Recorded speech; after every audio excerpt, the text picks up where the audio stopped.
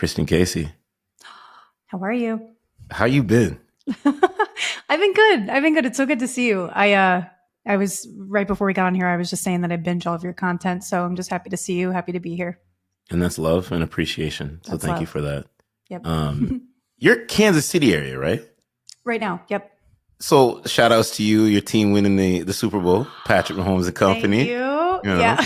know, Thank you. did you do the Dougie after the first touchdown celebration that Travis Kelsey was doing? I wanted to, but like I don't know. I can't. I don't really have moves like that. You know what I mean? But yeah, I'm a fan. I'm a fan. I championed to do that on one of your Instagrams, like lives. I don't know, Oh my stories, gosh. reels. You got to do it, Yeah. please. The same way, please, just do it. I mean, if there's a need for it, I'll do it for you. Yeah, I that's feel so you. funny. I feel But yeah, you. I'm like a bandwagon Chiefs fan because I'm from New York City originally, and I used to be a Giants fan. And I'm like, oh, I could move to the Chiefs, right? Nobody will know, but No, Patrick Mahomes and company. Come on, no, exactly.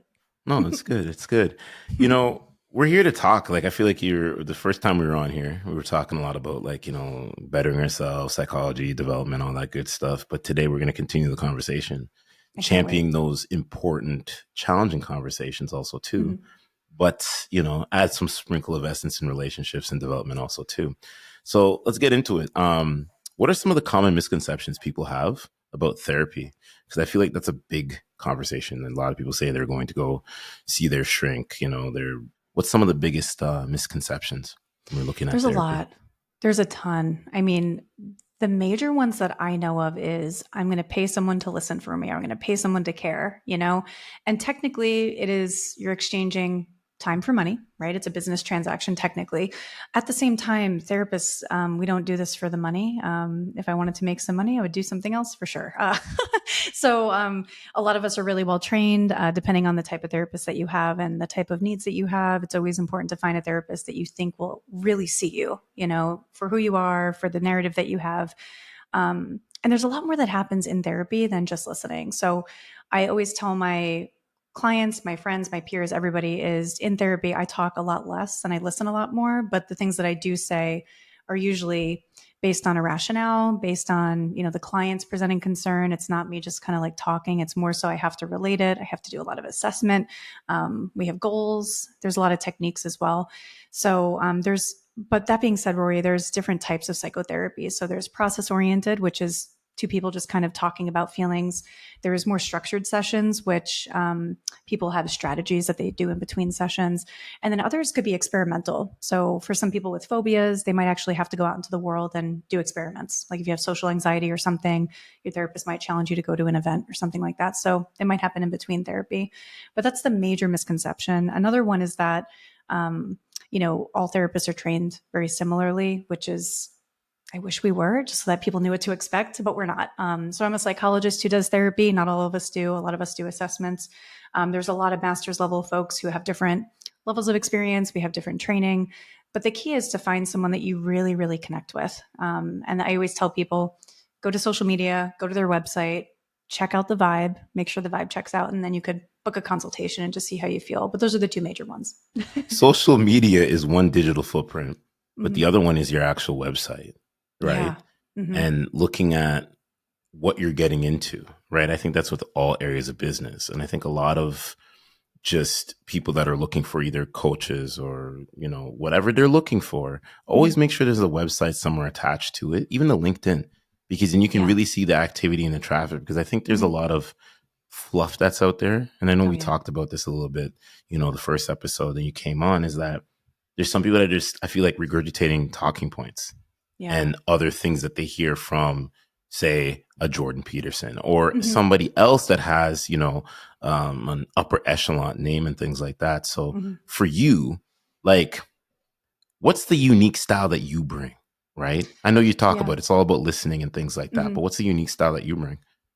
Yeah. I've had to figure that out for quite a bit because I've had a lot of challenges meeting my personality with my professional identity. And I think we talked about that last time too, of like really, really feeling authentic in your profession while also being ethical and, doing things within your limits. But for me is like, I only post social media content if I'm just thinking about like mental health content. I only post if I feel it. I don't have myself on a schedule. I don't have myself on like, oh, I need a certain amount of followers. I really just try to post from my heart, because my whole goal of and my whole mission on my social media at least is for people to feel seen and heard, but from an authentic standpoint. Really I'm trying to be as transparent as possible, because there's just, like you said, there's so much fluff. I could easily just Google some quotes. I could go on Chat GPT and have them just craft me some tweets and stuff, and it's just super easy. It's Yep. scary, but the world doesn't get better by people putting on masks. And some people, for safety reasons, have to do that. I don't blame them. But for someone in my position, I think I do myself and other people a disservice if I did that. No, I hear you with the whole AI. Like, it's good for content Crazy. creation Hmm. as far as like maybe helping you with productivity. I've said Ideas. this Yeah. on, other, podcasts where YouTube's a thing. People are finding those, titles and things like that, which is fine. Use it for that. But when you're building all these, like I like to say, I swear my buzzword for 2023 seminar, like everything's a seminar now, right? Oh my But God. it's Yeah. like, figure it out. You have to have your own original thoughts, and not everybody wants Hmm. to have an original thought. Everybody wants to just kind of just copy and paste. And I'm like, do you know if people really want to be tech, they can go in and Yeah. probably copy and paste that, and they'll see where They the could. origins comes from. Yeah. I think it's people are just afraid to be seen. People Hmm. want so desperately to be seen and heard and perceived in the way that they're hoping, and yet they're so scared to put themselves out there, especially on social Yeah, media. It's really, yeah. could be a scary place too. We talk about scary, and I feel like mental health is really big. It's even Hmm. bigger than it needs to be. Like, I'm seeing this like everywhere I go. The city I'm in, it's getting a lot worse. You think it's Hmm. getting better, but it's getting a lot worse. Hmm. For the ones that are listening to this, they're watching this, what is something they can do to help champion somebody that is suffering from mental health? Hmm. You may be conversing with this person. They may not have the resources. They Hmm. may have that fear, whatever that may be, to go seek the help. What is one way or a few ways that they can help support?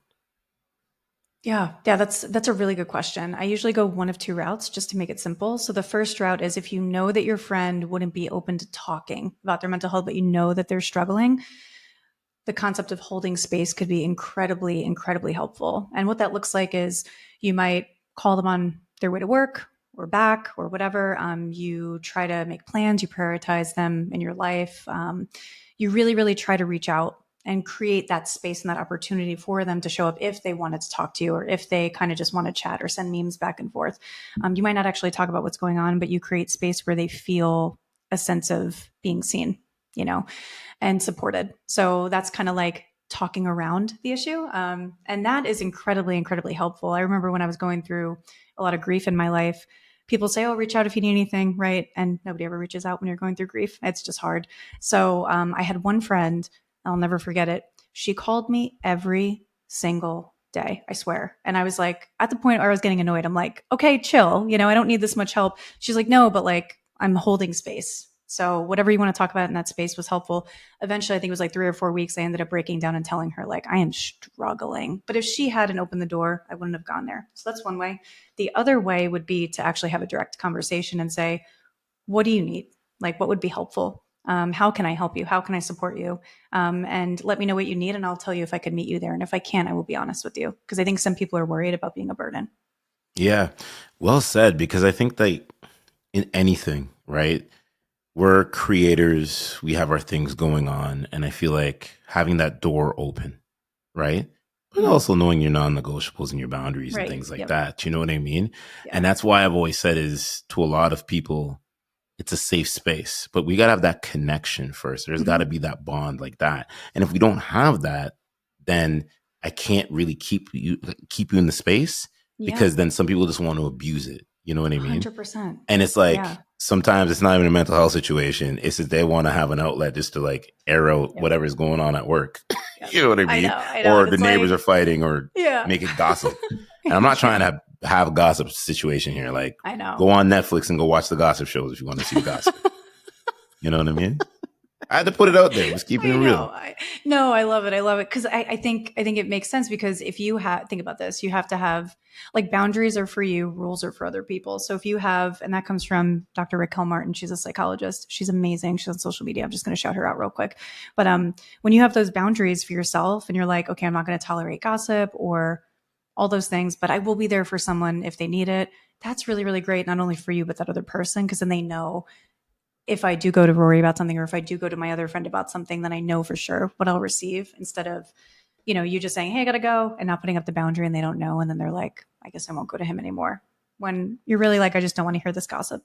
Yeah, because some people want to gossip, and I know. to operate your high level self, you can't be around gossip. Like, yes, I know. there's talking points, maybe something going Mhm. on with the inner circle or your circle, but you can't dwell on it. It's like, yo, let's get out of this, say what you need to say, Exactly.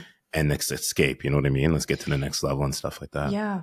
Yeah, because I mean that could actually damage mental health, because I think some people, they say, "Oh, I just want to kind of talk it out." But sometimes if we stay there, it's not so helpful. So if you're getting it out, feelings come up to come out, right? But then we got to keep it moving at some point. Like if you're just staying there and you're kind of talking about the same narrative over and over and over again, while of course it's helpful to get it out, if you're not making sustainable changes just within your own life and how you think about things, you might Hmm. continue to feel that negativity just by talking about it. Yeah, yeah. Kind of going back to therapy, roadblocks, Hmm. right? Some people go through their first session, second Hmm. session, but they may get a roadblock. How do Hmm. roadblocks normally set in, and how do people overcome that? Yeah, roadblocks happen in every therapeutic relationship, and I always tell people to expect them, because we're talking about really difficult topics. We're going into the deepest, darkest places of your mind. It's not easy. It could actually be quite terrifying for some people. And that being said, they might have this like vulnerability hangover, like I don't want to put myself out there again, or I don't want to go this deep again, and that might actually hinder them from doing the work. But I think one roadblock that people mostly struggle with is, I want to put it all out there and I want to trust my therapist, but I'm scared. This person's going to know so much about me. I feel shameful. I feel embarrassed. I feel, I don't know, too vulnerable. I'm too emotional in some sense, when that's the whole point of therapy, right? Is to take up space and to have it be your own. But I think for some people, they don't want to go into those dark places because they feel uncomfortable about how they're going to get out. And therapy is all about figuring out how you can go there and then feel good about, revisiting and compartmentalizing and all of that. But I think that roadblock is difficult because some people have the expectation that every therapy session has to be deep and dark and scary and emotional, and it doesn't. In fact, every therapy session looks completely different. So we might go deep for one or two sessions, and then we might come to the surface and then kind of go back down. That's one roadblock. Another roadblock is, which I think is really helpful to talk about out loud, is you might just not trust your therapist. And that's okay. Not every therapist is for you. You're not for every therapist. So you got to find the right fit. And if the fit isn't right, then you're going to run into a roadblock and then you won't make progress. And it's okay to tell your therapist, hey, this isn't working, and to find a new one. Where does that come into play, though? I feel like, is that just because they're just there for the wrong reasons? It's there's all about money for them, but how does I feel like, Oh, the fit. not to be ignorant to it, like Yeah, when yeah, you yeah. meet a No. therapist, Hmm. that's not like, Hmm. is it just, can you just tell because they're just like, it's, how do I say this? It's like, say, address your problems. I'll give you an answer. Get out my space type of Oh, I thing. Is see. that what it is? I got you. Yeah, I'm actually glad you asked for clarification. So for some people, the therapeutic modality might not fit, like you just said. So somebody who is very structured, solution focused, goal oriented, very action oriented might not work for someone who simply needs someone to kind of like hear them out, figure out how to validate themselves, right? And try to process it. So it might not be the fit in terms of modality. Another reason why it might not be a good fit is because of cultural factors. So for some people, they might not have the cultural awareness of like, for example, they might want to set boundaries, and the therapist might say, okay, we'll set a boundary with your mom. But for that person, they might not be seeing the full picture of like, I can't set a boundary with my mom because the way that my cultural experiences are set up with my parents is like, I can't talk back to them or I can't voice these things, just because of the nature of the relationship. So the therapist might continually not be able to see that because they're coming from a different viewpoint. So that might not be the best fit. So you might have to find a therapist who really understands those cultural norms in which you live. Another reason why it might not be a good fit is insurance. I hate to say this, but in America, we have like the worst healthcare system, in my opinion, when it comes to insurance. So, somebody might want to be using their insurance because they don't have enough money to pay out of pocket, and that therapist might not take insurance. Might not be a good fit there either. Okay. No, that's good.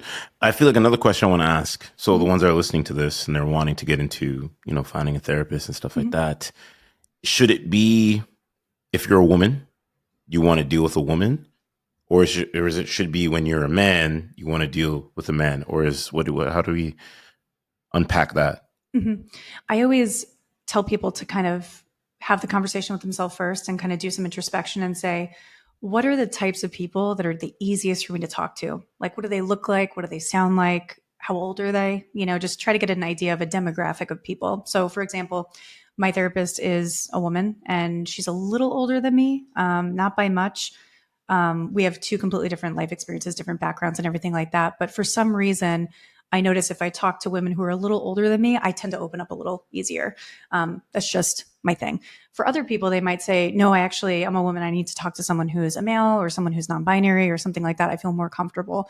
So there's no right way to do it. It all depends on your comfort because the key, in my opinion, and this is based on research too, is what guides really, really effective therapy is the therapeutic fit and how comfortable you feel with your therapist. So it's basically just choosing someone that you feel like you could open up to. And you might start with figuring out who are the people in my life who I could talk to very easily. What are their attributes? What do they have going for them? I love that. I love that. Yeah.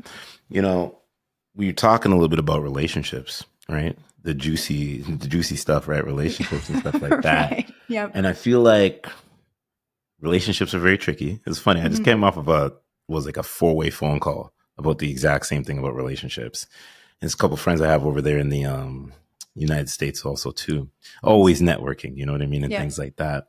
Love it. But I think the biggest thing when it comes to relationships is self-esteem, Mm-hmm. self-worth, Oh, yeah. and impacting the quality of the relationship. Oh, my Right? God. That hits. Yep. Yeah. How do we cultivate a better mindset to circumvent all of that? Yeah. Gosh, loaded question. I think there's a bunch of different factors. And I think the one thing that I always reflect on is communication, like how willing are both parties or multiple parties, depending on the type of relationship setup you have, how willing is everybody to be open and vulnerable and hold space and have patience and compassion for whatever they're about to receive? Because you could be very vulnerable with someone and you might not get that reciprocity. So if you don't have that emotional reciprocity, it might even be harder to kind of talk through things. And it depends on life values too. Like if people think, oh gosh, we're never going to have any issues, things are going to be perfect, well, that's a recipe for disaster. Every relationship has ups and downs. So how do you manage conflict? How do you communicate about said conflict? And also, what are your life values? Like, what do you want out of life? And how do you kind of meet all of those things? So those are like the foundational things, foundational blocks. And then when it comes to self-esteem and self-worth, I think sometimes those are taught. Sometimes you could have experiences from your childhood that pave the way where you feel like, gosh, I don't really value myself, or other people's opinions are valued more than mine, or something like that. And that will always play out in a relationship. So I always tell people the more that you can think about yourself in terms of you have a relationship with yourself too, the better off you are in relationships with others. Because if you know yourself, then you know your strengths and weaknesses and triggers and warning signs and all that stuff. And that's what you bring into a relationship setting. And so does that other person. So if you're aware of those things, it's more helpful. Um, and if you really, really struggle, then therapy is helpful because there are so many ways that we could help enhance self-esteem and self-worth. Oh, absolutely. Effective communication, right? I feel like let's even deep dive like early, Mm-hmm. early, because I feel like you get to a certain age, right? You could be in your 30s. Let's speak Mm-hmm. because I think we were both in our 30s. Yep. Yep. And when you're in your 30s, you maybe meet new people.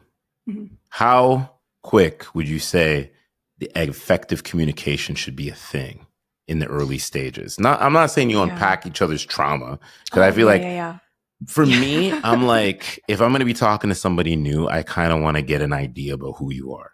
I Yeah. Oh, really want to sure. get an idea. Yeah. Like I can almost life coaching with me in the background and stuff like that and Mm-hmm. practicing and reading the books and doing all that. I can always pick and know when there's trauma there. You can Yeah. always tell. You You can can. always Yeah. tell. But Mm-hmm. how quick is it that we should be having this effective communication conversation? Because sometimes I feel like it's Yeah. like everybody's playing this kind of like cat and mouse game. Yeah, You know like I what I want to play mean? it cool and I want to come off mysterious. Like there's so many different factors, right? Yeah, So everybody's got yeah. different motives. Yeah, it's so wild. I have so many thoughts about that and I feel like I could go either way on it. But I think about it comes down to comfort and then your goal. Are you dating to date? Are you dating for a long-term partnership potentially? Are you dating like what's the reason? And I know a lot of people will say, "Oh, I just want a partner." Why? Because I think that most of us have that need to belong. Like we want partnership and we want relationships and friendships. But sometimes you have to dig deep and say, do I want a partner that's going to do things with me, hear me? What are my strong points? Do I want emotional reciprocity or do I want to just spend quality time? What is it mentally? And then I think when you're on that first or second date, I think a lot of people want to play it cool, and they just want to be like, okay, cool. Like I want this person to like me. I want to like them. I just kind of want to do that. I think instead of having that communication about or that conversation about communication, I think it's more so helpful to just show up as you. And you don't have to get super vulnerable. You don't have to get super deep. But if the other person, for example, is talking a lot and you're not like a huge talker, you're kind of like, I'll talk a little bit, but I don't want to like have this like really, really deep conversation all the time. You might pause a little more. You might not change who you are for that person because it's important for them to know who you are and how you show up. But I think for some people, they do feel really comfortable being like, this is all that I want. This is all that I need, all that stuff. And that's okay. But I think the most important part before that is showing up authentically if you feel safe enough. For sure. And I feel like even when somebody's talking enough or they're talking a lot in the first initial encounter, it gives me that meter to gauge because I'm uploading a lot of information. I always say that, like, I'm uploading Yep. because you got to upload to see where we're going to go and we're going to navigate because you can kind of pick out when there's bullshit being talked versus when a person's actually being genuine. Totally. But it's so funny because you go on dates and it's like some people are like, oh, you don't talk enough. And it's like, no, I'm actually listening to you because if I start talking, you're probably going to be like, okay, who's this guy? You know what I mean? And it's not keeping that mysterious way. Like I know all these people listen to all these guys on social media and in the YouTube world, and you don't share any information about yourself. Well, you're dealing with low vibrational people, if that's the case. There's always going to be something of a fun fact that's there. You know what I mean? The element of the cat, the mouse, whatever it is, what it is. But I feel like as human beings, we have to somewhat get better. I feel like when you get to a certain stage, you kind of be like, hey, listen, let's cut the fluff. What are we doing here? Type of thing. Cut to the chase here. You know what I mean? Yeah. No, totally. It's funny because I'm not in the dating world anymore, but I have a bunch of friends who are dating right now, and I'm like, it's easier to give advice than it is to take this advice, right? But I'm like, just if you show up as yourself, then you do yourself a service and you help them too, because then it's like easier to know if it's going to be a match. Then my friends are like, yeah, but I just want them to like me, and I'm like, okay, but they're liking a version of you that's not authentic. And then you have to pull down the mask when you have a really tough day, or it's going to show eventually. Your cards are going to show eventually. You may as well just show up as you. And that's why I always believe in, if you want the person to like you, you have to somewhat put yourself out there in such a way. You do. Right? You really and do. when I say put yourself out there, it's like, it's tricky because you don't know how the other person's feeling. So I know this may sound a little manipulative. Sometimes you have to ask the question, be like, yo, it's okay. You can message me because they won't know. Because I think a lot of people take the good and the bad in past relationships, and they may dealt with a guy, or it's like, oh, I don't want you texting me all the time. Yeah. They right? take and like they take that into the next thing. And you shouldn't do that. I think if you're in tune with yourself, sometimes bet on yourself, go all in on yourself, because you know what, that person will tell you, be like, hey, like, one of the things I'll ask, what's your communication style pattern look like? Because if it's just going to be simply texting, that's a problem. Yeah. And it might not be a problem for someone else too. Exactly. Depends. Yeah. If you're about, oh yeah, I like being on the phone, I like FaceTime, then you know how to ease and ebbs and flows it, because a lot of people don't know the ground rules. And that's why sometimes I'm like, strip off the Band-Aids, stop reading the magazine, stop going on TikTok, stop listening to these influencers say, oh, this is what you got to do. Go with your heart. Yeah. I love that sentiment, because I think at the end of the day, all we really want is true, not everybody, I'm just generalizing here, true, genuine connection that feels like you're at home. Home is a feeling, not a place, in my opinion. So when you feel at home with someone, that's the most incredible feeling. But you don't get that home feeling if you're putting on a front, or if you're trying to like make somebody else like you, because people are smart. They know that you're kind of bullshitting. You know what I mean? Yeah, they can tell. Yeah, but that's why your actions got to match. I always say is like, the actions got to match. You know what I mean? Like, if you want to get physical with a person the first little bit, that's on you. Totally. But then at the same time, it's kind of like there could be a trade-off on that. You know what I mean? Yeah. And that's a whole deep dive I can go down right now, but I'm not going Oh, to because yeah. we'll be here till 5 o'clock in the morning. I swear to God, we will. You know, I don't care, but I'm mindful of your time. You know what I mean? I know, I But know. it's just like there's Yeah. just so much that is it's just there, you know? Yeah. And you Yeah. gotta And unpack it, you know? it's wild because I think even in therapy, people will come to me for like, I only do individual therapy, I don't do couples. And they'll come to me and they'll say, like, oh, I have self esteem issues, or I have this issue, or I have that issue.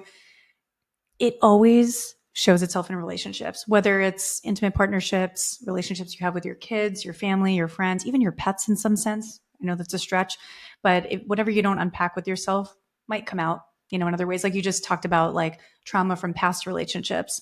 People might experience those things and then they might think in future relationships, oh, these are rules. Well, no, that was just a singular situation, that was harmful and unhelpful for you, that you're kind of like using that as a measuring stick going forward. So communication goes so far, I think. No, no, absolutely. Couples balancing, right? Balance, Oh my balance, God. balance. It's It's the all a biggest word.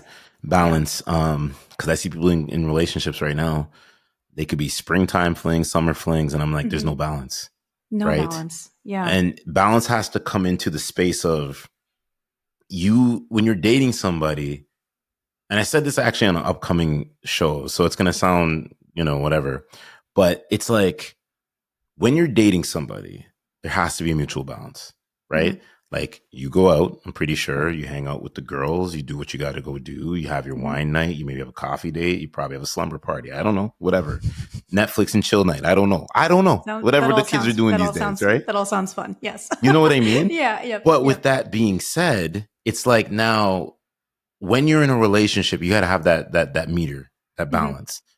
And I think and I see a lot with men, a lot of men don't Hmm. have that balance because I think they're scared to say to their lady or Yeah. whatever your orientation is, hey, I'm going out, or hey, I'm Right. going to go hang out with this person. Yeah. And the only reason why I'm thinking that is because they may have subjected something that you've done in the past. Totally.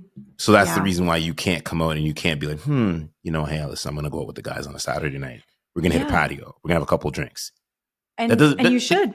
Yeah. yeah, like have that man bonding moment, have that woman bonding moment. Hmm. Don't make Yeah. it where you got to always be attached to the hip by your person. Cause I feel like that's like your friends don't want to date you and your girl or your guy or whatever you No. got going on. No, no. I mean, it's couples dates are fun. If you bring your man, your woman, whoever you're dating, it's fun every once in a while. It's nice, But your friends are friends with you because of you, not because of you in a relationship, So I think it's always really, really crucial to have your own sense of space in a relationship, and I think it gets harder as time goes on because then you get like, I don't know, you have like a routine and then you're with your partner and then you're like, oh, we could just do this together. Why would I go see my friends? To me, that's a recipe for disaster. You should Yep. always, always, always, always have a sense of autonomy within a relationship because relationships, while they could be stable, at the end of the day, my clients hate when I say this, one of you is going to pass away at some point. Well, you know what I mean? Like, I hate to get morbid, but like, there's going to be a time in which you're alone. Or you might experience loneliness in other ways. Maybe they have to go on a business trip. You have to know how to operate on your own. And I think people don't realize that they get into these headspaces. And I think it is hard to kind of say, hey, yeah, I do want to go out with the guys on Saturday. And your girl might, or whoever you're dating might be like, oh gosh, that's sad, or I'm disappointed. But it gives them an opportunity to miss you. And I think that's really important in relationships too. So, 100%. There's a lot there because it's like the miss you element can make up for a whole bunch of great things, yeah. right? Oh, yeah. Now, with that said, how do you navigate that if, say, you're 6 to 8 months into a year and maybe you haven't brought up that balance conversation? You guys Mhm. have been attached to the hip. You Yeah. guys have been attached, and now you guys are in a scenario, in a situation where, like, heck, because I can speak to this from experience. Hmm. Back when I was 22, Hmm. many, many moons ago, I basically was attached to the hip with somebody I dated for Hmm. 6.5 years. Hmm. When I got that sense and breath of freedom, where it was like year 2.5 years, Hmm. they left, they went away. I Really? instantly ended the relationship because I was young in my mind. Because I Yeah. didn't, we were young. We didn't have those You don't conversations. know. Yeah, you don't But know. I Yeah. now remember, and I look back and I said, I was in my ego when that happened. Mm, yeah. So now you have to have these front forth conversations You do. early on. You have to Yeah. because Yeah. you will end up resenting the person at some point in time. That's the key. That's the key is resentment, in my opinion. This isn't based on research. This is just my personal opinion. Guilt and resentment are the two emotions that just keep on giving until you address them. Like resentment, it gets deep. It gets so deep. And usually people resent their partner when in reality, they resent themselves for not putting up boundaries or they resent themselves for not saying, hey, I need space or, something like that. It could be the other person too. But I also think even if you find yourself, if there's anybody to listen to this, if you find yourself in a relationship and you're a couple of years in and you really do want that sense of balance, having that conversation, it doesn't have to be deep and dark and scary. It could literally be, let's do an experiment. Let's do an experiment this week. You go out with your friends, I go out with mine. We'll see how we feel when we get back. Let's just see how it feels. I just want to shake things up. It sounds really weird, but it's a little easier to broach the topic if you kind of get them in on it. You know what I mean? Like say, okay, on Saturday, you go out with your friends, I'll go out with mine. And then eventually, if I make plans and you don't have plans in your home, that's also okay. We could go do our own thing. And I love that you say make plans, but don't show up at the same spot, ladies and gentlemen. Yeah.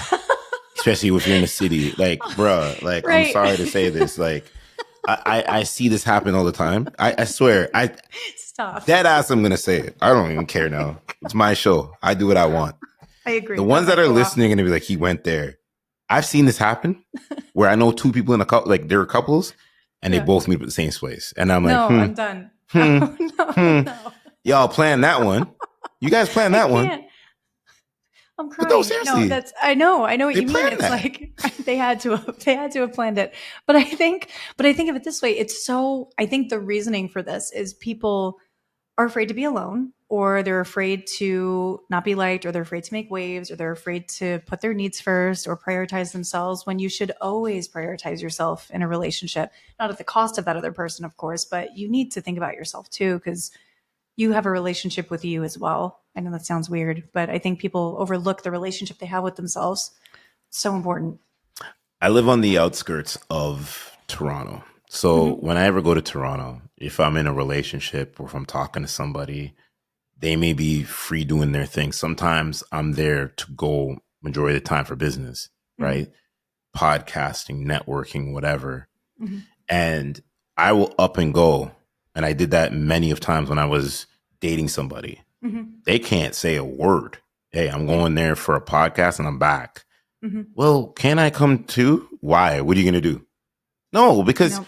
you need to be able to, A, trust me is one. Yep. Two, Yes, this is that's my big. alone time where I can escape and just do what I need to do. If I need to catch Mm-hmm. up on a podcast, maybe read a book, just do my own Mm-hmm. thing. Zen Yep. mode, which goes into the self-care conversation. Oh When yeah. you're by your, like, you can date somebody, but you have to have times to have self-care. That means doing things by yourself. Heck, go to a Oh movie yeah. by yourself.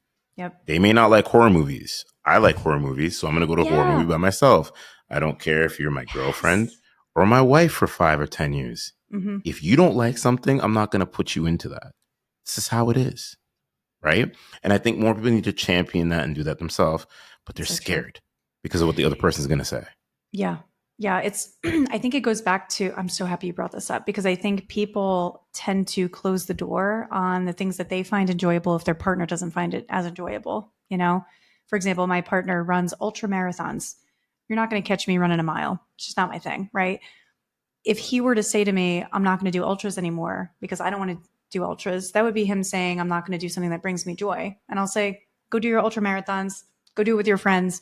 I'll show up and I'll watch the whole marathon, but I'm not going to do it with you.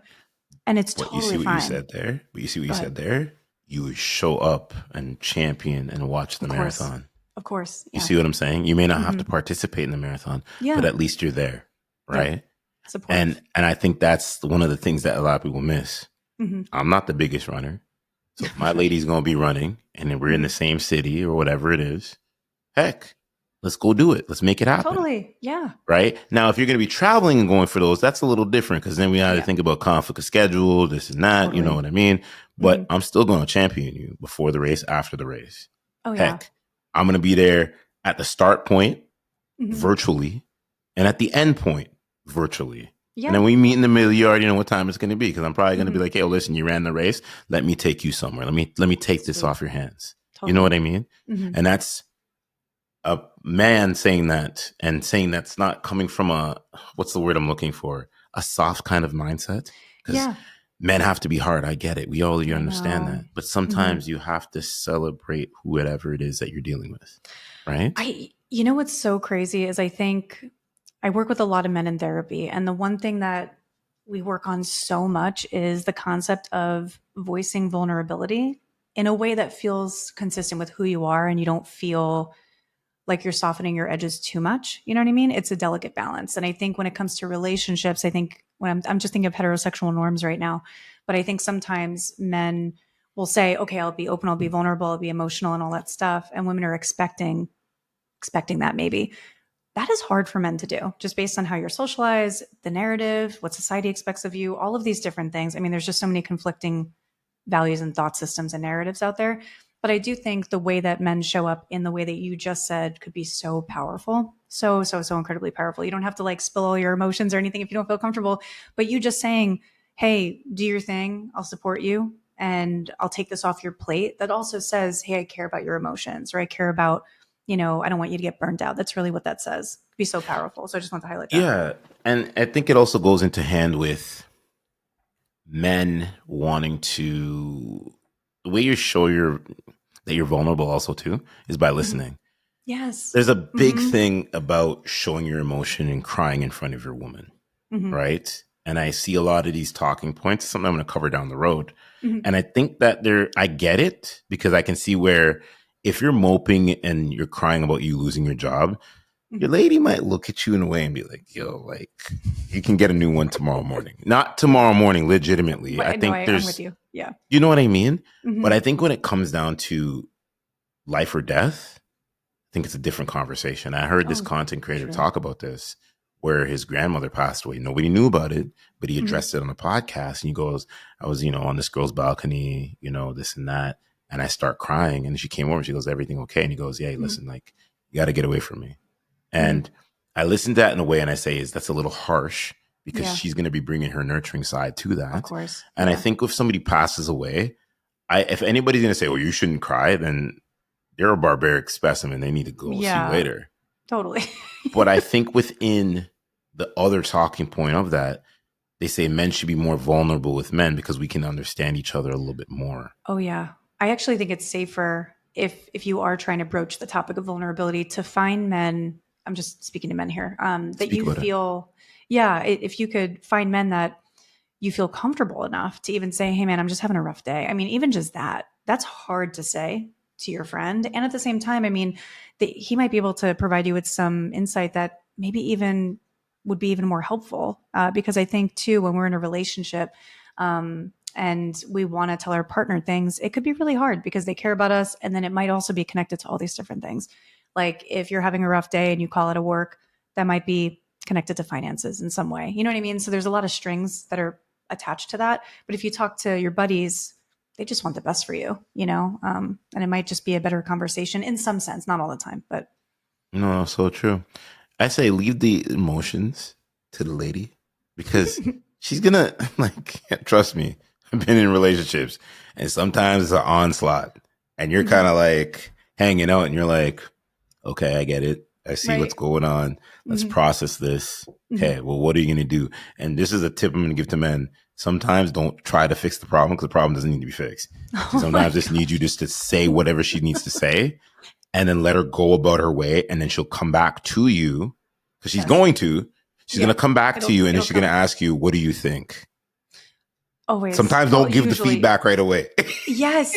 Okay, wait. This reminds me. Oh my God, Rory. This reminds me of, have you ever seen It's Not the Nail on YouTube? No.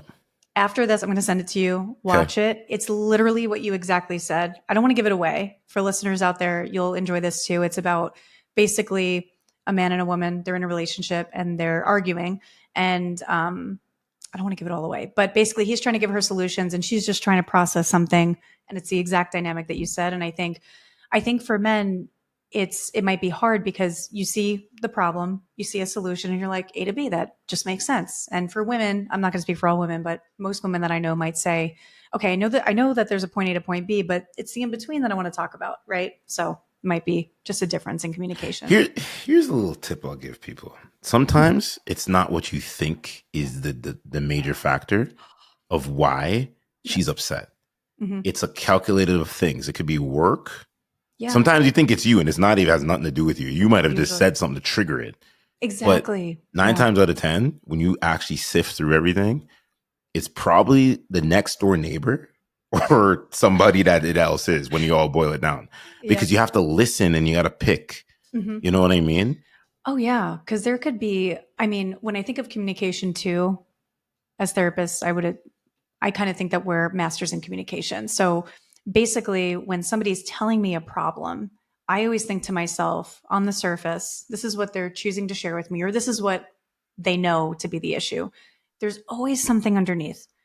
In my mind, there's always something underneath, even if it's like not too far off, but for some people, it could be. For example, the other day I was at the grocery store and I was checking out, and this cashier, really sweet person, but for some reason, I just like wasn't vibing with them. And I was like, I can't figure this out. Like maybe it's just the day, maybe they're just having a bad day. But I really was honest with myself, and I'm like, they were kind, they were patient, they were courteous. There was nothing wrong. Like what was going on? They just reminded me of a friend who backstabbed me like a couple of years ago. Like looked exactly like, I swear, almost like an AI generated rendering of this person. I was like, oh my gosh. But in my mind, I'm like, oh, they were having a bad day, or I was having a bad day, or I was off. It's like, no, it might be something more. So I like what you said. It might not be the symptom that's showing. It might be something else entirely different than what they're even saying too. No, absolutely. Before we even get out of here, because I feel like we can go. We could Like go forever. the Yeah. next time I swear the next time we got to do this, we have to do this in person because it has to I'm down. be panel, figure it out. Yes. You know what I mean? Hmm. We have some friends all over the place, so it's like, why don't we all just meet somewhere in this? That's actually a really good idea. Yeah. I think it's time. I think it's I think it's time. time. You know what I mean? So we'll I'm with definitely you. do that. But your podcast, like I feel like the first time you came here, you had headphones in. You had the Apple wired headphones. You remember Come on you remember now. the struggle. You remember the It's all struggle, right? good. Now I Yeah. see you with a mic. Yep. So let's talk about it. How's the podcast going? I appreciate you looking at my growth, Rory. I really appreciate that. It's going really well. It's really Okay. going well. So it's me and three other mental health influencers. We're all therapists. There's three psychologists and one master's level clinician. She's incredible, and we literally just have a blast and we just talk about mental health topics. So we talk a lot about the evidence and research base for things because we're all nerds and psychologists and we like data. And then we also have a lot of fun and we take questions from our listeners. And we also on Instagram, we look at all the comments and we incorporate that into our podcast. It's called Welcome to Group Therapy. So, in a traditional group therapy session, people ask questions and people provide feedback, and there's learning involved. In this, it's not the same as group therapy, but it's kind of similar in the fact that we really, really want to hear from people. It's really I fun. love that. I love that. Yeah. So you said just is this on Apple? Is it on Spotify? YouTube? Yeah. Yep. It's on all the major ones. There you YouTube as go. well. Yeah. I Yeah. like It's that. fun. Yep. Yep. And So how welcome often do to the episodes get released? every week. So we Every record every week? Tuesday. Yep. Okay. We record every Tuesday. It's funny. Justin, he's our other facilitator. He's like, we can't miss a week. And all three of us are like, damn, we need a break. So we took a break the other week. And he's like, we got to get back in it. And we're like, okay, chill. It's not a race, but we're just so excited about it. Like we all just want to keep recording. So Trust me. I know you know it. Podcasting. Well, I know a little something, right? Right. Podcasting is like I said, it's such a blooming entity right now, Mm-hmm. and I feel like it's what separates you from a lot of other people, right? Mm-hmm. Some people like to stick in a niche. I don't Mm-hmm. believe in playing in that niche when it comes to podcasting. Yeah. You gotta have range. If you have You range, do. you can be ambidextrous because I'm Mm-hmm. either coming with the left or I'm coming with the right. You know what I Yeah. mean? Mm-hmm. And with I that love that. said, I get what he's saying about being consistent because consistency is what's going to prevail with Yeah. anything in life. You know what I mean?